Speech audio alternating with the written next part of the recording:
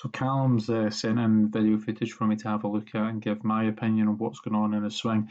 I've known Calum since he was a junior at Douglas Park, so got a little bit of a history and awareness of what's going on in his swing and what his bad shots tend to be. So from playing with him in the past, his bad shot, and he would acknowledge this, tends to either be a block to the right or a quick snapper to the left. That being said, he's dropped his handicap down to 4 or 5, I think, at the moment, so pretty handy player. Couple of comments just from set-up position. So for me personally, I'd probably rather see the knees a little bit straighter. I feel as though he's sat down a little bit into his posture at the moment. Upper body, some terrific angles there, really happy with that. But just if we could get the legs a little bit straighter and get a little bit more hip hinge, that potentially allows him to rotate a little bit more, and we'll see why I'm talking about that in just a second. Equally, just from this perspective, ignore the bottom line at the moment, but just being a little bit aware of with the stance. Personally speaking, I suspect that the stance is a little bit too narrow. I would prefer to see it a little bit wider, again, because we're looking for a little bit more movement, or a little bit more balanced movement anyway. So as Calum takes the swing back, I would suggest that it's pretty good to this point.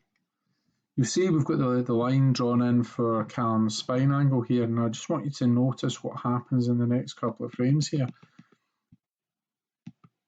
Hopefully you can see that angle changing, you can see him straightening up. In fact, if I take it down again, the other thing that he and I have spoken about is just as he moves back, really good movement, and that the hips start to appear behind this line. But as he progresses through the backswing, they actually move forward towards target. So in the downswing, this would be early extension, and basically it will happen. We'll see as he comes into the golf ball that his hips want to move towards the target. As I said, partly for me, I think that's flexing the legs, that he's arguably just a little bit too flexed that address. You see he's having to straighten them up a little bit as he gets to the top of the backswing. If I just show from this angle as well. So you can see that lifting movement almost. And the problem that we then face is that the club gets trapped behind him a little bit on the way back down. And for him, particularly when he gets to the longer clubs, that's where where he suffers with a little bit of a lack of control on occasion. So you can see again, hips have moved towards the target even further. Weight positions arguably kind of moved towards the toes of the feet. You can see the club's quite a long way behind him at this point, so he's then either got to rotate quite quickly, which in fairness he does, or he's got to work his hands quite quickly. And when he's under pressure, when he's going to try and hit it hard, sometimes this movement doesn't happen quite as quickly as this one, and that's where that missed impact comes from. So from a drill perspective, we've spoken about kind of making swings in the kitchen just an inch or so away from the worktop, so that he's really, as he turns, he's trying to get his right glute to touch the worktop at the top of the backswing rather than touching and then moving away. And then in the downswing, rotating through and really trying to get the left glute in against the worktop.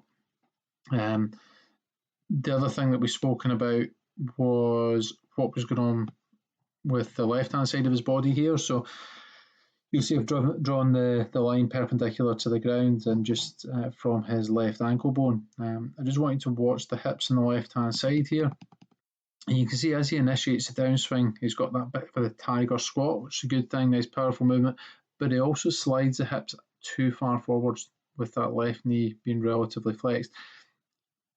The line on the ground here is actually the movement, the direction that we would want the hips to track on ideally. So we'd want the right hip to basically almost be travelling this way.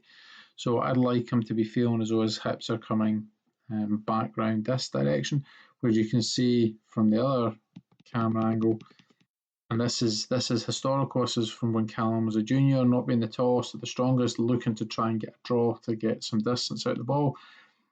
He always felt as though he needed to get his hips going this way to try and create that club path to the right, which actually, without getting too geeky about it, isn't necessarily the case. So we would really be looking for him to try and get his hips going left, round and left, which will allow him to kind of stay on top of the ball nicely and not get that odd one where he's trapped and either block it or hook it to the left. Hope that makes sense. Any thoughts? Please come back to me. Obviously, if you like what you're seeing, feel free to send some videos over, and we'll do what we can. And please subscribe to the channel below and give us a bit of a thumbs up. Thanks a lot.